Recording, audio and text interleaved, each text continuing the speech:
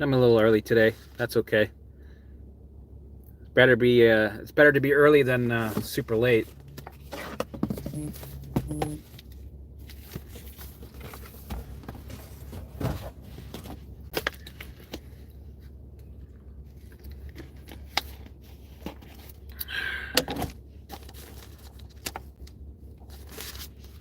Someone liked it.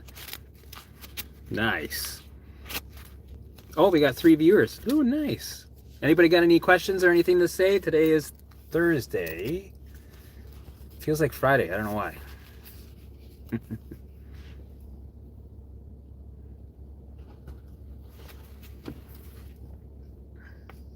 I'm still 5 minutes early.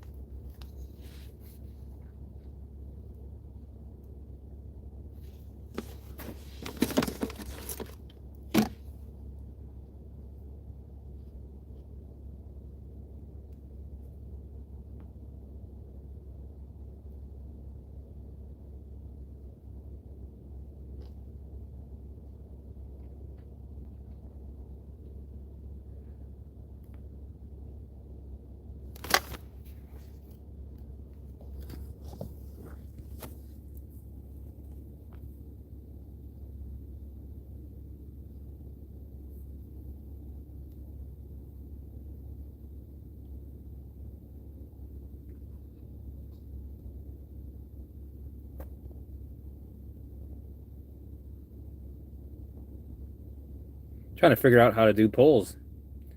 Start a poll. Okay, let's do one.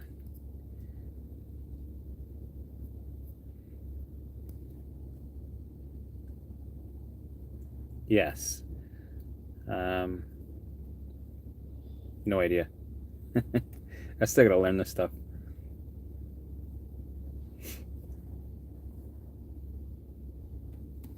All right.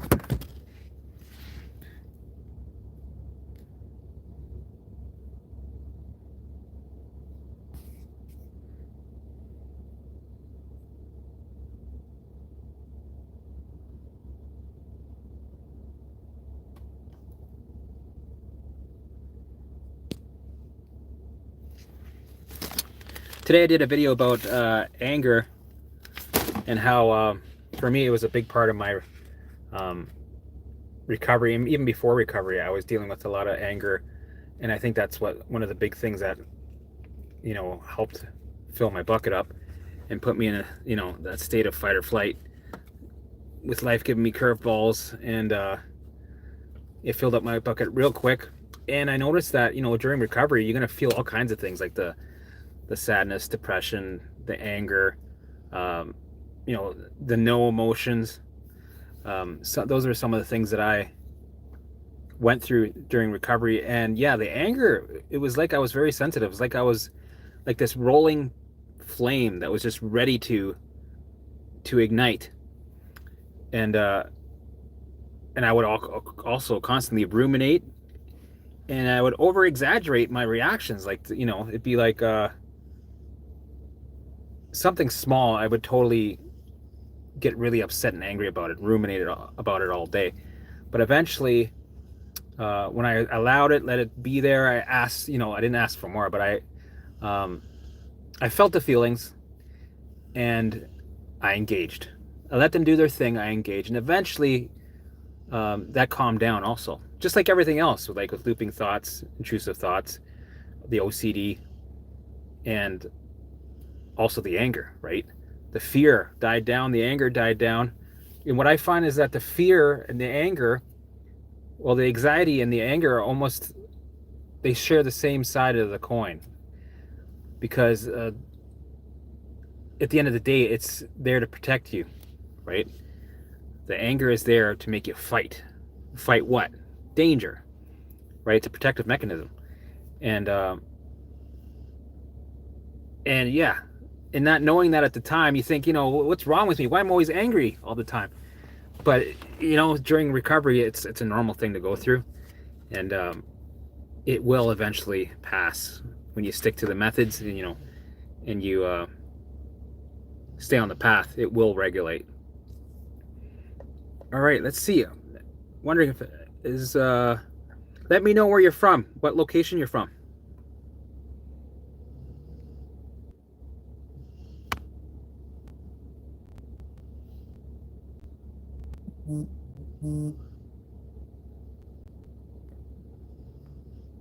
Wisconsin. Nice. Minnesota. Okay. What time is it? Oh, it's 6 o'clock. All right. I think everybody came on right at 6. I came a little early. I felt lonely. Okay. Edmonton. Right. You're from Canada, D. Okay. New York. Nice. Brazil. Awesome. The UK. All over the place. Ottawa. Okay, cool. So a couple people from Canada. Anybody got any questions? Let them roll them out. Let's see what we can do.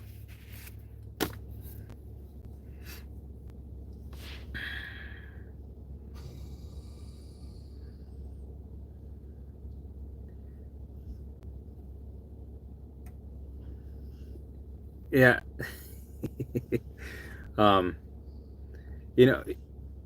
It'd be fun if I could have somebody come on for like 5 minutes. Let's see if I can invite somebody, if anybody's interested. I don't know if I even know how to do that properly.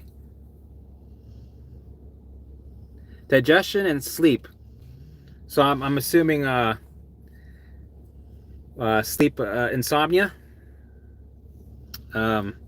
So I had a lot of digestion issues for the full 2 years. Yeah, about a year and a half. No, a year and a half in my recovery. I had digestion issues, and insomnia was something that bugged me for the first 6 months of my recovery. Because I had a perfect storm. Perfect storm is when it was just something triggered your brain to set off 70 symptoms. Me, it was 70 symptoms that I dealt with. And that was like the one last drop, set off 70 symptoms, and then I had digestive issues, and I had histamine intolerance and mast cell activation syndrome, and you name it. And I could only eat 2 safe foods, beef and rice. And I was lucky because I got right into the mind-body space. I started doing DNRS for a bit. It started to work, right? I started to heal physically. And then eventually I got stuck, and I had to experiment and do my own thing. But yeah, digestion was something that came and went right around the year, starting at a year to a year and a half, 2 years. At that time, that's when I was able to eat all the foods again. But I had to stay on my safe foods for about a year and a half before I could even, train on foods and get them back in. But I would get them in and they would come back out. They would come in and out, in and out. So that was, a journey. It's a shit show journey. But stick to the path. Do my program, the Alarm System Reset. Make sure you do that every day. Don't miss a day. And, you're going to experience some things on your own also. But you stick with the path, you will recover. The brain has no choice but to change, right? Same thing with sleep. I had to wait to regulate, right? And I had to bring my baseline down and empty my bucket, and eventually I was able to sleep again, right? And I didn't let the not sleeping send me the fear, because you get fearful, being like, oh, I'm not going to sleep again. Does that mean I'm going to go crazy? Instead, I invited it in. I'm like, I hope I don't sleep tonight. I hope I don't sleep tomorrow. And ask for more, right? And eventually I went to sleep, right? I took away the fear. I took away the alarm association with that, the danger, the perceived danger with the fear that I had with not sleeping, and it regulated. But I was also dealing with 70 symptoms, so sometimes I just surrendered to some of my symptoms because I was just dealing with so many of them that some of them, they didn't have much on me because I was all over the place, right? Let's see.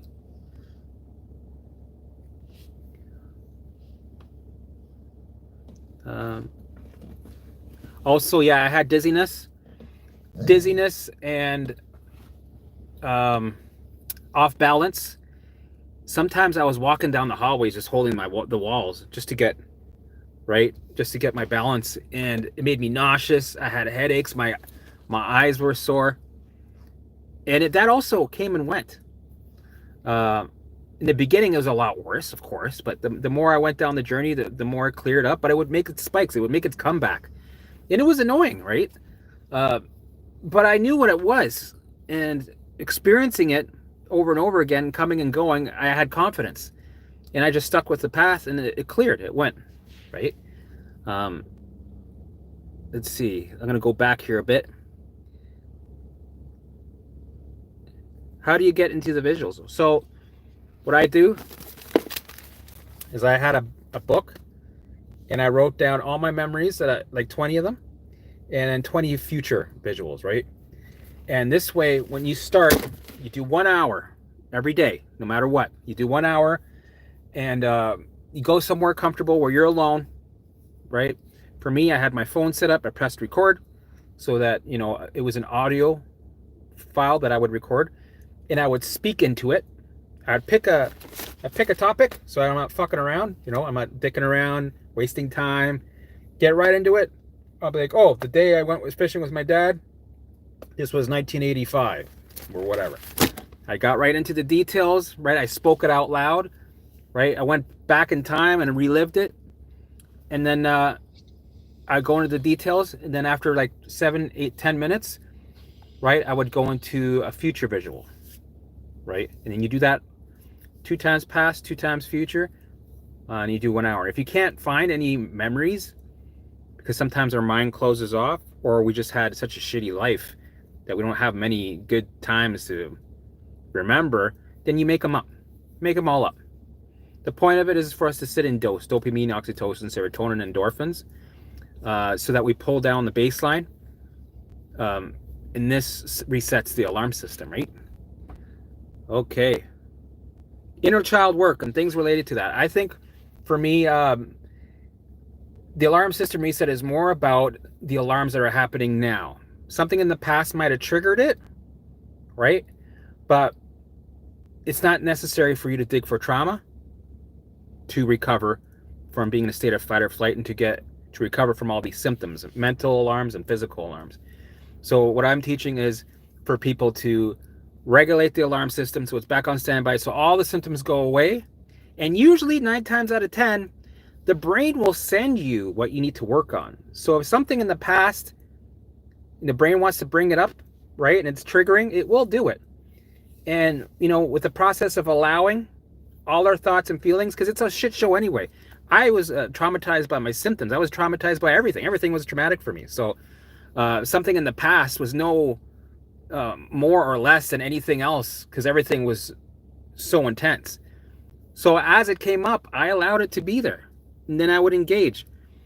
And you're going through this journey, and it's going to send you all kinds of things. So you work through it as the best you can, and eventually it's like exposure. It's its own exposure in the beginning, and eventually you'll do your own exposure when you're ready, when you moved up the steps. Mast cell activation syndrome and histamine was told something by a lab coat, still have in the back of my mind. Yep. Right. So that was a hard thing for me to do, because I saw the videos online. I saw all the lab coat videos, and not just with mast cell activation syndrome, with all kinds of things to deal with foods. And you have mitochondria issue, or you have a defective gene, or fill in the blanks. I did a lot of research for so many years, because I had symptoms come and go throughout my years, for probably 15 years. And there was times where I was doing, like, when I was in a shitstorm, where I would do 8 hours of research, and then I would join these Facebook groups And that just fueled me doing even more research. And I was just in a loop of fear. And that haunted me later on when I was on the journey, because, you know, I'd be like, all right, we got this path and we're doing this and this is all it is, right? Put everything on the shelf. But then the brain would recall a memory and go, no, remember this? That's conflicting information. What are you going to believe? Doubt, doubt, doubt, doubt. And I had to go, you know what? The brain's sending me all this doubt and all this conflicting information. So what I'm going to do is I'm going to give this program a chance. I'm going to put all this research that I did, put it on the shelf. I'm not going to say it's right, or I was going to say it's wrong. So, because that creates resistance when you're like, no, I got to prove, no, the conflicting information. So you're constantly resisting an old thought, and we don't want that because you'll never win, right? So I said, okay, put it on the shelf, and we'll come back to it in 2 years. How about that? Is that a good deal? And the brain kind of let it go, like, all right, we're coming back to it though in 2 years. And I'm like, all right, deal, fine. And then I was able to concentrate on just the recovery and opening my mind just to this, letting go of that old information. And eventually, when you see the evidence, when you start to heal and recover and symptoms start to go away, then that stuff on the shelf, you kind of throw it out. You don't really need it anymore. You kind of go, wow, that shit was all garbage. I don't need it. Let's make some room. All right. For my sister, smells, scents. So I have a couple videos with multiple chemical sensitivities and how to train on it. So first, you do the program, because you got to bring that baseline down and empty that bucket, because we could become sensitive, right? We're on edge, and anything can set it off. All of a sudden, you're sensitive to smells. All of a sudden, you're like, oh, mold. Oh, fuck, EMS. Oh, fucking food. Oh, and all of a sudden, you could be affected by all of them. Some people are affected by one or two or just one. Me, it was mostly all of them, right? And it makes sense, because when you're filled up to here, right, it does not take much for anything to set you off, because it's a defense mechanism. The brain's going, we're not letting anything in. We're letting everything out. This is a lockdown. We got to keep them alive. We're perceiving danger. We're overwhelmed, right? We got to have a lockdown. It's like pretend it's a prison, right? And it's like, Mayday, Mayday, lockdown. All the jails go cling, right? And then everybody goes to their stations, and we're not letting any visitors in. Nothing. Even if you got your papers, sorry, you're not coming in, right? We're on lockdown. So that's what kind of happens when you're going through these sensitivities, and then when you're around something, it's perceiving danger. It's perceiving danger even though it's not dangerous. It asks questions later, and it just throws out the alarms now, type of thing. So at the end of the day, we have to recalibrate, bring down the baseline, empty the bucket, turn off alarms, right? And then we train on it, right? It's perceiving this certain smell as danger. So we need to trigger ourselves to that smell. You got to feel like shit. You got to feel those symptoms. You got to fucking literally bring those symptoms up, which will make you feel like shit. But don't white knuckle through, right? This is where you do the exposure. You don't white knuckle through. You don't survive through the smell. You allow the body to manifest the symptoms that you hate, that you're uncomfortable with. But your message is this.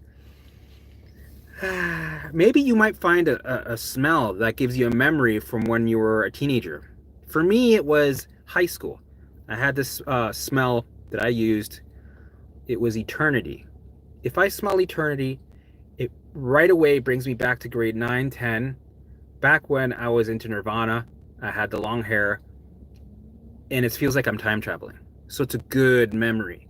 So I picked certain smells and used that to my advantage, right? So I would spray a little bit and just kind of, I'd go into that memory, I would react, but I would change the association from dangerous to, oh man, that's beautiful, amazing, right? Also, for some reason, bleach, even though I was reacting to bleach in a negative way, I had good memories related to bleach, which is weird. Me and my mom used to clean apartments together when I was a kid. Because we were the superintendents of the building. So I would, take a little bit of bleach and put it in the distance, kind of not too, and I wouldn't be like, okay, no, I'd be like, just a little bit so I can get a whiff, because I was very sensitive. I could smell something, down the street. It was like my sensitivity was making dogs jealous. That's how crazy it was. So I would make sure I just have a little bit, kind of walk by it, go into that memory, right? And you do that a couple of times in a day, right? Even like put it on a piece of paper, put the paper away, come by, okay, I'm going to trigger myself. All right. Allow, right? Don't white knuckle through the process, exposure. All right. And this is how you recalibrate. This is where the brain goes, all right, where are we? This is where we want it. All right. Boom. This is where he's setting it. All right, we're safe there. Boom. And then your sensitivity goes down, right? And you're able to smell normally again without freaking out or having symptoms come up, right? All right. Okay. Oh, shit. I got a lot of questions here. Bear with me here. I'll try to go through these a little quicker. Started controlling the pain more. So now, but today I had a bad day and this is normal. I just kept having spasms no matter how hard I tried to control it. So that's the thing right away. Naji, make sure you watch all my videos. Make sure you follow the alarm system reset, because right in there, like if you're watching the program and you got to do the program every day, right? Try not to control anything, because when you're controlling something, you're controlling it for what? Why are you needing to control it? If you were somebody who was regulated and recovered, would you need to control that? No, you wouldn't. But when you are controlling something, when you're trying to fix something, you're telling to the brain that the perceived danger that it had was correct. So it will keep sending that alarm, which keeps that signal going of pain.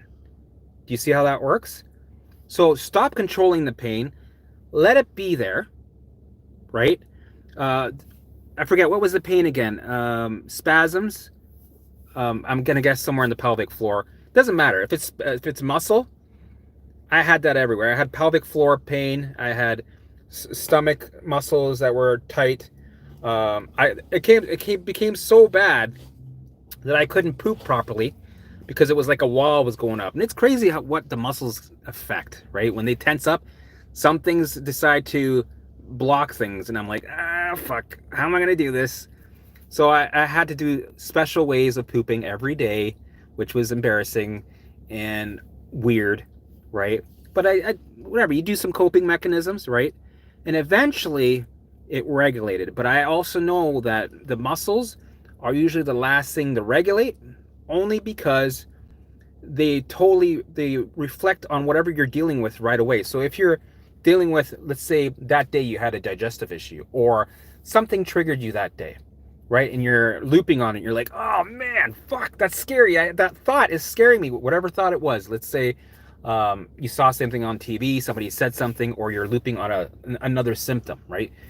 What's going to happen is if you're dealing with an alarm up here, your muscles will support whatever's going on here. So if I'm like, oh shit, look at me, my hands, or I'm clenching my hands, my muscles in my stomach are clenching, my butt muscles are fucking clenching, my pelvic floor is tight, right? It's all linked. Whatever you're feeling here, you're feeling here. And the gut, you'll notice that all of a sudden you had 10 foods in that week and something stressful happened that week, or you had a new symptom that was driving you crazy. All of a sudden, those 5 foods that you got in, oh, now you're back down to 2. Right? And you're starting to react to things again. You're sensitive again. That's the part of the journey, right? It's the ups and downs of the journey. Eventually, all these symptoms will go away and they will stay. But this is the journey. It's the ups and downs. So don't stop trying to control it. Let it do its thing. Allow it to do its thing. And if you're dealing with some pain here and there, go on YouTube, look for stretching. That's what I did. And that was my coping mechanism. Sometimes we need coping mechanisms, and that's okay, right? But eventually, when we regulate, bring our bucket, make our bucket empty, and bring our baseline down, we won't need our coping mechanisms anymore, right? And we'll be able to allow things to be there, even when they hurt. They won't hurt as much because we're bringing the baseline down, because we're doing the work every day, right? And then eventually in time, it will lift when it's ready to leave. Not because you're forcing it to leave. When you force something, you're causing an inner battle, right? You're causing an inner battle and you're sending a message of danger. So it'll just keep that alarm on. We don't want that alarm on. We want that alarm off. So allow it to be there over and over and over again with repetition, and engage in life. Don't be thinking about spasms all day. Engage in life, right? Cut the lawn, right? Maybe snow plow the grass and cut the snow, right? Engage in life. All right. You have no safe foods. Smiles 3 years now. Reaction to 24. Yeah, I was 24/7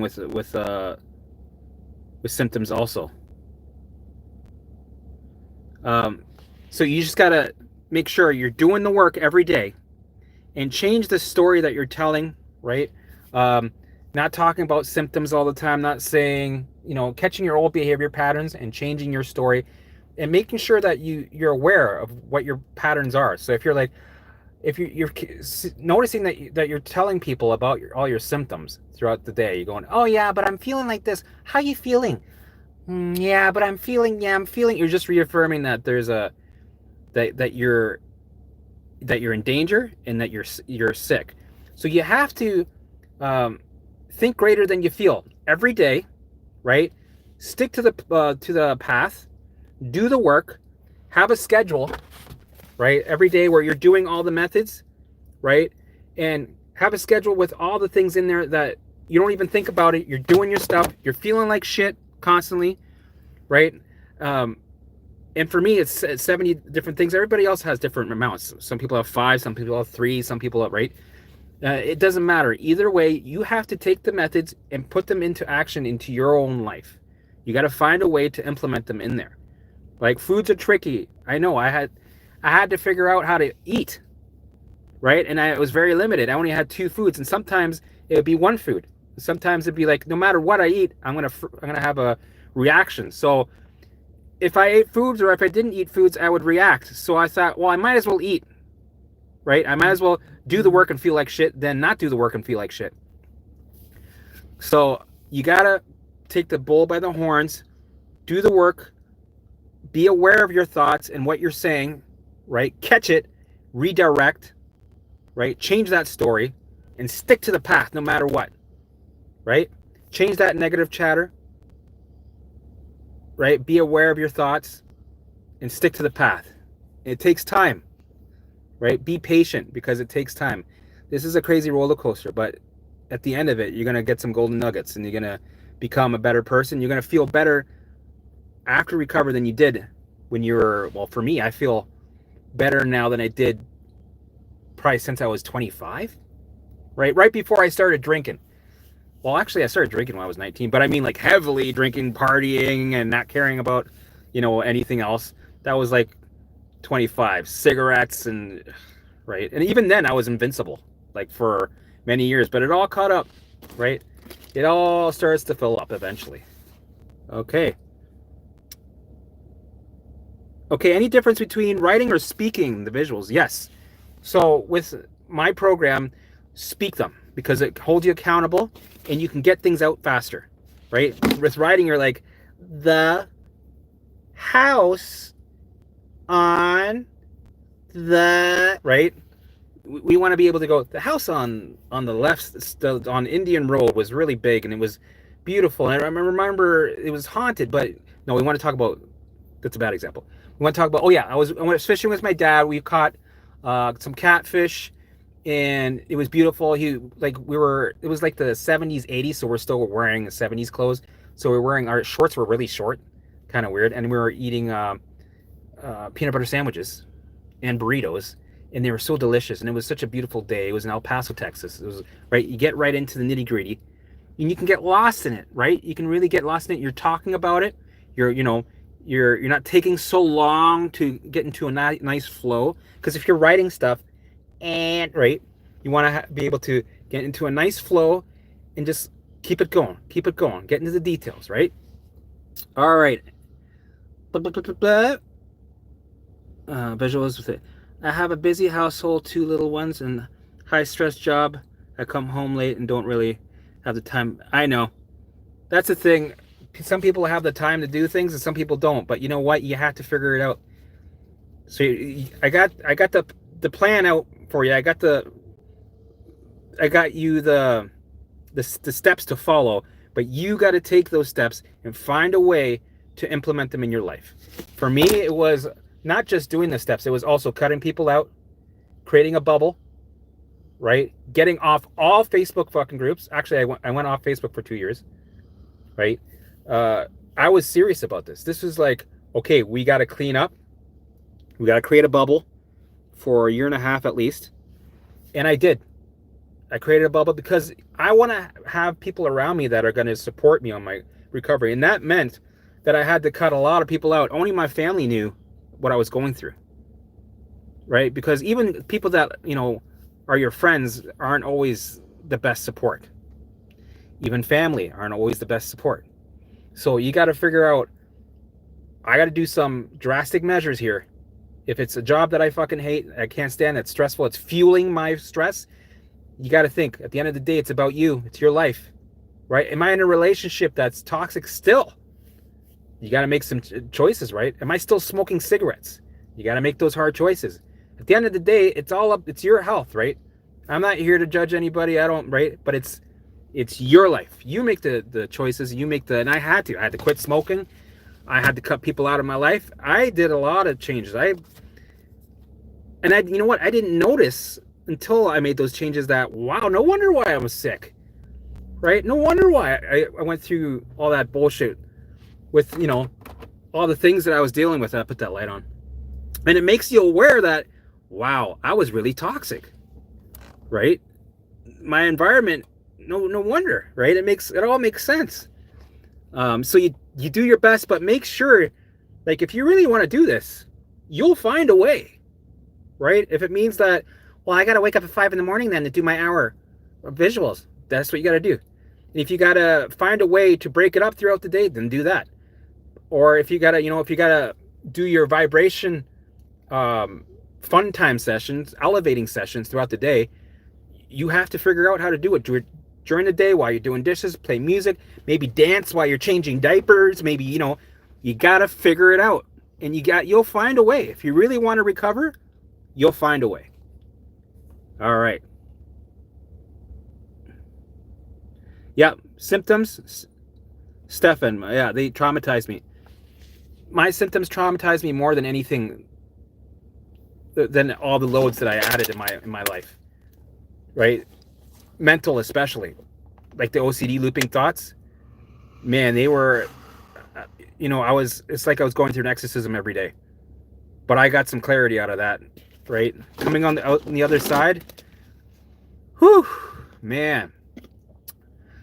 You learn a lot of shit and you earn your recovery, and you know what? It's a gift. I know it's hard to believe that it's a gift when you're going through this, but you come out a different person and you're actually grateful. For me, I would never change a thing.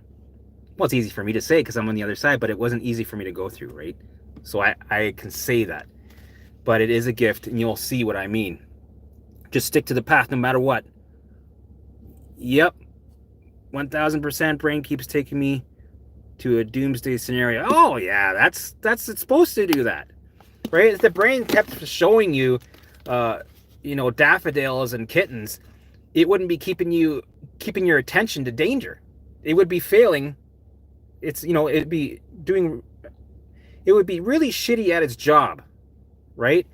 And it needs to get your attention. How is it going to do it? With fear. It's going to take all the things that you fear or cherish and throw it in your face and go, here, this got your attention. You're like, right?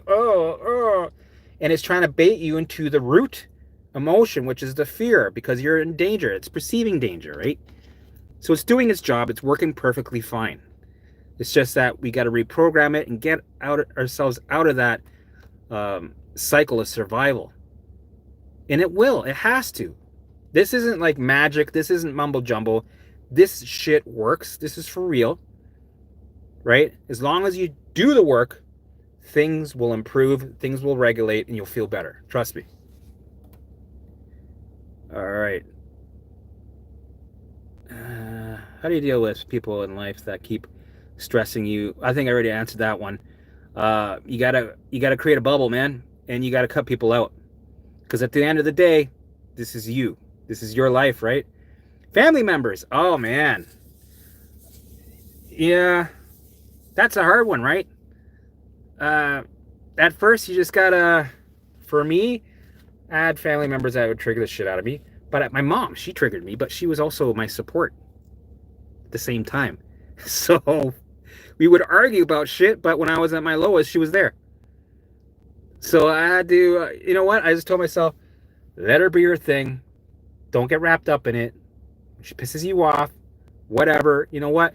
For now, just fucking, focus on recovery and put it all on the shelf. Whenever somebody triggered me, even friends or people that I knew, sometimes people will kick you when you're down, right? And you'll realize who your friends are.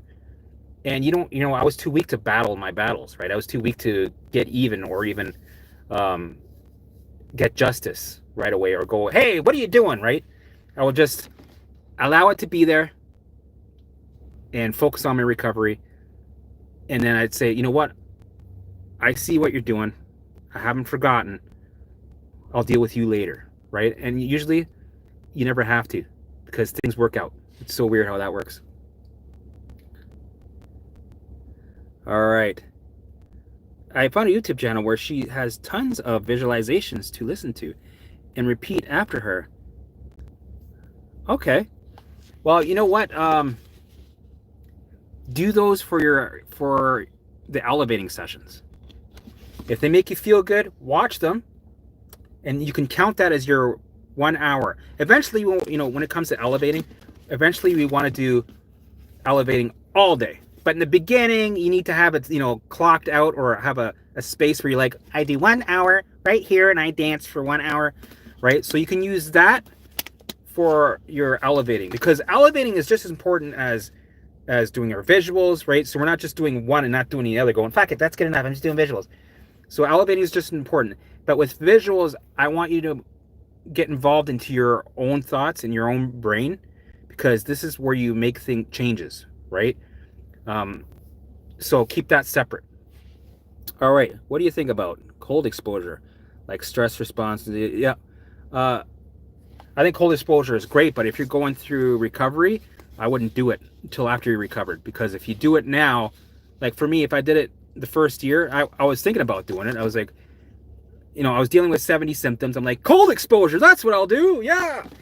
That's like putting gasoline on 18 fires, and it's not a good idea, because you need to calm the flames down.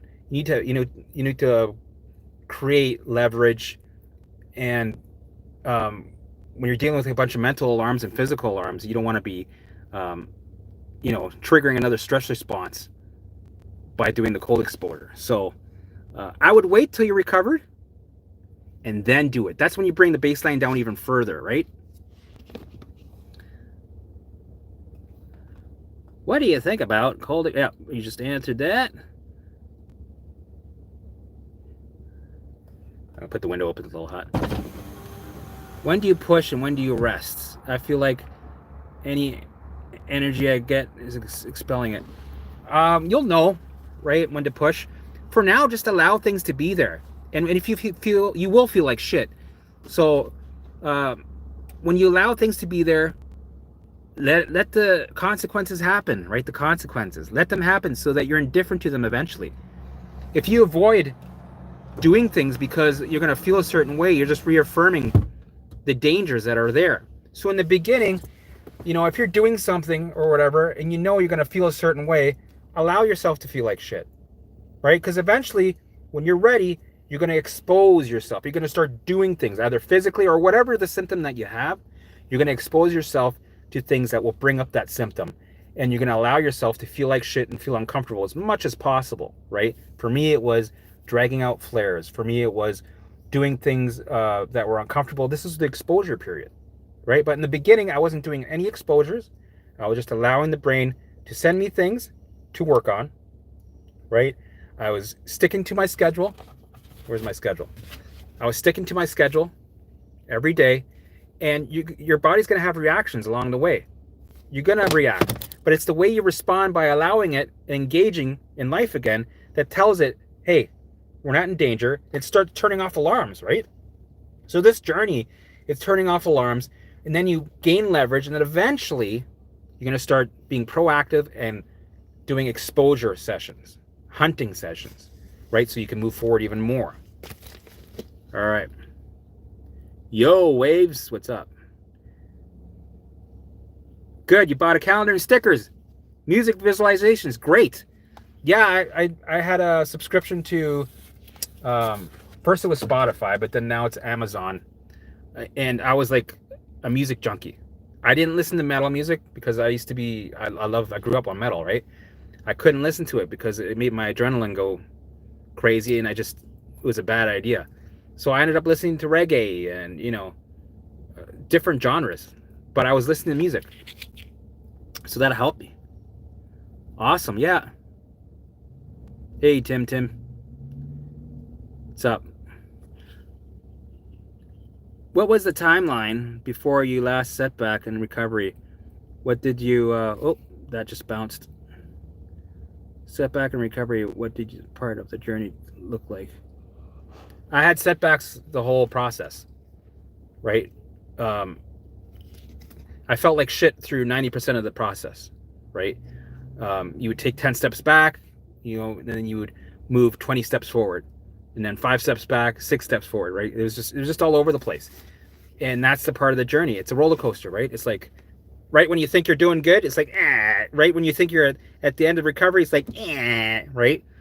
That's the process. And setbacks need to happen, and you need to have setbacks as much as possible, because those are your golden opportunities to show the brain, to reprogram the brain that you're not in danger anymore.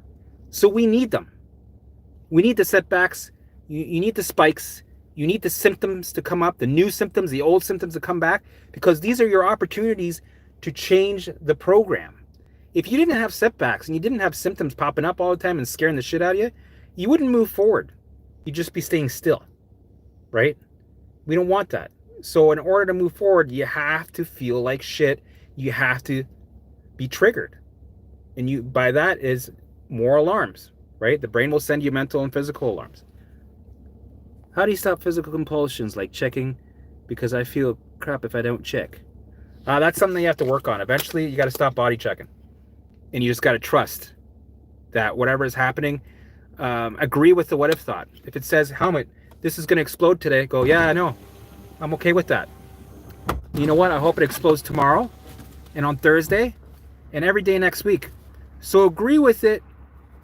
Ask for more. Take away the resistance, because if you fight with it, right, if you're battling with your thoughts, it's just going to grow stronger and stronger and stronger.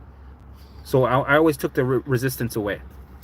And in time, right, you're going to stop body checking. But try to stop. It's one of those things where you just have to stop. You're going to slip a couple times here and there, but just keep at it, right? It'll improve. Eventually, you're not going to do it anymore. But you'll still have the sensations pop up. With me, my brain would always say, oh, something's happening here again. We got to go to the hospital. And I would literally feel things that mimicked when I had my perfect storm surgery, right? And it would mimic it over and over and over again. So I was reliving that trauma over and over and over again every day. And it's like, well, how do I ignore this? Because, the first time this happened, I was in the hospital. So this is a part of the recovery journey, right? You got to get used to it. You got to allow those sensations to run wild like that. And eventually you become indifferent to them. So it takes time.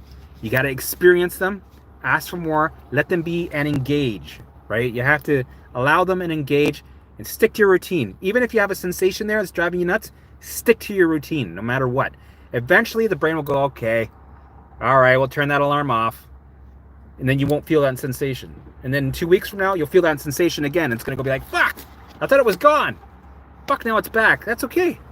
Just keep doing the methods. All right. Let's see here. How do you use this to quit smoking? Assuming it would be the same for a vape. I quit smoking because fear did it. Because for me to do anything, fear had to be involved. Because if fear wasn't involved, I kept bad habits going. Habits are hard to quit. I know. I was a smoker, and this happened right when I got the 70 symptoms. This is when my perfect storm happened, and I was still smoking. And every time I had a cigarette, I would go into a full-on panic attack because it drove my system to a full-out alarm again. And I would be like, I was so addicted that I'd be like, I know I'm going to have an anxiety attack, but I need to smoke. And I would lose my mind every time I had a smoke. And then I was like, okay, I can't do this. I can never recover, because a cigarette's like a bomb going off in your nervous system every time you have a cigarette. So I had to quit, and fear helped me do that, right? And if there's things out there, if there's any sort of programs out there that help you quitting smoking, or things that work, use them, right? Because smoking, that shit's a bad habit. It's not good for your nervous system. So if you can get help with it, it's. And the thing is also, when you quit smoking, it also produces a stress response, right? Because it's an addiction. So you're going to have, you're going to be agitated. Your nervous system's going to be, I don't like this, danger. They don't, it needs that cigarette nicotine, right? So you'll feel that too, just so you know, and be aware of it. So when it happens, you're like, oh yeah, that's right. I haven't had a smoke in a week. Back. All right. What else is there? Metal. Yes, metal. Did you find visuals to be better in the morning or PM before bed? For me, it's a morning time thing, because it sets the pace of my day. And I am sure I got it done, and I feel good that I'm like, yeah, I did something, I accomplished something. In the morning, I would go in the morning, get my tea. First, I would do a daily dare, right? Make my bed, take a shower, go in my car, go find a spot, first get a tea, get all cozy, right? Because visuals are supposed to be a fun thing. It's not supposed to be like a dreaded, oh fuck, now I get a whole hour of fucking visuals. No, for me it was like, only an hour? Oh man, right? I'd be like, all right, we're gonna have my tea, right? I got nettle tea. I wasn't reacting to that, so that was fine. I had, right, and then I would get into the visuals, and when you're done, you're like, pat on the back, I accomplished something. And when you do your schedule, and you do it every day, you give it a check mark, you're like, yep, did it, sticker, right? And you feel accomplished. You feel like, shit, man. You feel good about yourself because you did the shit, right? And the hard days are good days, because that's where the work is done. When you had a shitty week, that's where the work is done. When you had a good day, not much work is done there. You just get a peek of what recovery looks like, right? Enjoy the good days, because that is a contrast, right? You need to have contrast of what's to come, right? But the bad days are the days where work gets done. So don't feel so bad if you had like a bad week or a bad month. Or for me, I had a bad 8 months at one time. That was like the ebb and flow. And I had an ebb for about 8 months straight, right? But because of that, it launched me forward like crazy, right? Okay. How do you deal with doubting recovery programs? Well, for me, I had doubt with everything constantly. So for me, I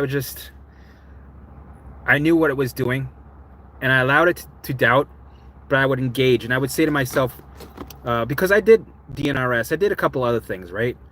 And they were working to a point, but I was stuck. But I got guidance from people that were like, yeah, I was there too, and I did this, and I did that, and I did all the hard work of experimenting, becoming my own guinea pig, right? And I got clarity, and I found the answers.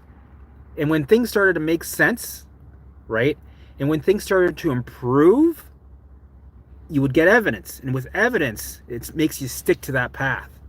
And I even told myself, I'm like, no matter what, I'm sticking to this for another 50 years if I have to. Even if I don't improve, I don't care. I know this is the way. I know I'm on the path. I might end up taking a detour through the forest or detour through the mountains, but I'll get to the end and I'll recover. So, but luckily, I did all that bullshit work for you, and all you got to do is follow my program, right? And the answers are all there. And plus, I'll be making videos along the way where I can talk about like little things that you'll experience along the way. So half of the work is done for you. You just got to do the work, right? Which is also very hard to do, but stick to it. You'll get through it and you'll recover. Trust me. I have to do visuals in the morning. I tried it at nighttime and I couldn't sleep due to the heightened dose. Yeah, totally. That makes sense too, right? Because you're like, that's why I do it during the morning, because it sets the tone of my day. I'm like, oh man, that was really good. Oh, I feel all right. Okay, right. Even though I was feeling like shit, I felt all right, right? But that would set the tone of my day for the rest of the day. So, and if I did it at night, I would probably stay up till 3 in the morning. There was times in my recovery I was up till 3 in the morning constantly. I was like a night owl, right? And I would, wake up at 11, right? And eventually I was like, I gotta change my sleep schedule, because it made me depressed, the idea of being up so late. I wanted to beat the sun. So eventually I would get up at 8:30 in the morning, which was really hard for me to do, but I did it. And then eventually went to 7 in the morning, then 6:30 in the morning. Now I'm at 6, right? But for a long period, I was able to get up at 7 in the morning, beat the sun, right? And then you feel really good about yourself that you accomplished something. You changed habits. I'll put up the window a bit. So yeah, it's a good idea to try to have a good day routine. Do the visuals in the morning. It sets your day. And try to be a person that goes to bed at a decent time, right? 10 o'clock. If you're just on the internet scrolling and shit, that's not really doing much for you. So it's better to, get into a pattern of having a good night's sleep, set a routine. Go like, you know what? It's 9 o'clock. I'm just scrolling. I've been scrolling for 2 hours. Fuck that. This is not supporting my recovery. So, you know what? I'm going to maybe do a meditation, or maybe do, watch a video that puts me at ease, or whatever it is, right? There's a lot of videos. I used to watch videos from the 1940s and 50s of music from the 1940s and 50s, and it would calm me, and I loved it, and I would escape into like a past life regression visual, right? I would get lost into that, and I'd fall asleep, and I'd be up the next day at 6:37. All right. Yep, no problem. Makes sense. I never did any grounding stuff or breathing or any of that stuff. The only thing I did is get out in nature. Get out in nature, go for my walks, a lot of movement. I was out the door at, around 8 o'clock every day. I was out the door. Even if I had nothing to do, I was out the door. I'd figure out something to do. And, do the visuals, do my schedule, right? My schedule is usually scheduled out for the week. So I didn't have to do too much thinking. I just go follow the schedule every day.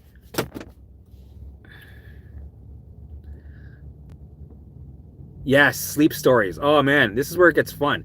Recovery can be, a fun adventure. You start to discover a lot of things, and you explore a lot of things that you would normally not do, because you're not in that fear state, and you're just, before I went through this journey, I was just at home rotting, watching TV, going to work. I was always miserable. I was always angry, right? But now it's like, well, what can I explore now? What can I do? Even during my journey, especially, it's like, oh, I'm going to do this. Okay, I'm doing this. When I was sick, I was doing more things when I was sick than I was when I was my healthiest in my life. Does that make any sense? That's a good video. I'll write that down. When I was sick, I was doing more. Good enough. I know the rest. Okay. Hallo. Sounds German. Yep. Germany. Wie geht's? Ich spreche ein bisschen Deutsch. Ich war in Bremen geboren. Yep. All right. So it's been a good turnout today. This was great. Yeah. So thanks for all everybody's support. It's been really helping me grow my channel. I want to spread the, I want to get this program out there so many people as possible, so that they can get their lives back, right? And especially after the past couple of years, a lot of people are going through this kind of stuff. So I really appreciate it. All your support, your likes, your shares, and subscribing. If you know anybody who needs the help, send them my way. Ein Deutscher, ja. Hallo, wie geht's? Wie spät ist das in Deutschland jetzt?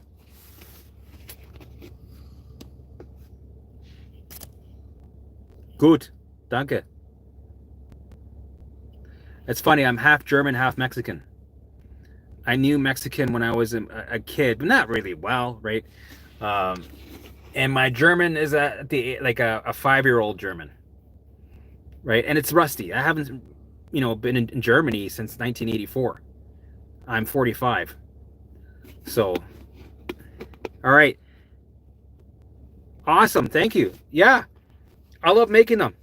And I love your feedback because it makes me feel good. It makes me know that I'm on the right, I'm on the right path, and that I'm helping people, and that it motivates the shit out of me. I love it.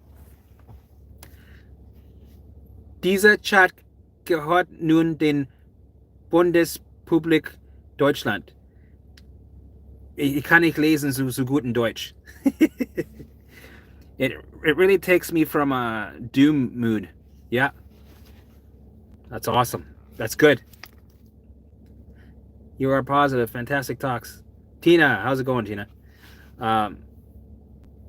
Yeah. So thanks for everybody for their support. I'm going to wrap it up. But you know what I'm going to do is I'm going to try to have these once a week. That's my goal. Once a week, we're going to have live streams. And I'll try to have it in my basement. But I'm getting my camera all set up. But for now, this is good, right? This is fine. If anybody wants to join my live coaching, send me an email. It's in, you know what? I'll put it, after I load this video, I'll put my email at the bottom. If you want to do live coaching with a group, let me know. You can join. And what else? Yeah, I'm going to be doing more live streaming. And yeah, I'm going to do another live stream next week. Come with some questions, right? I'll set up an event and we'll do it up. All right, guys. Thanks for tuning in, and thanks for all the support. Love you. See ya.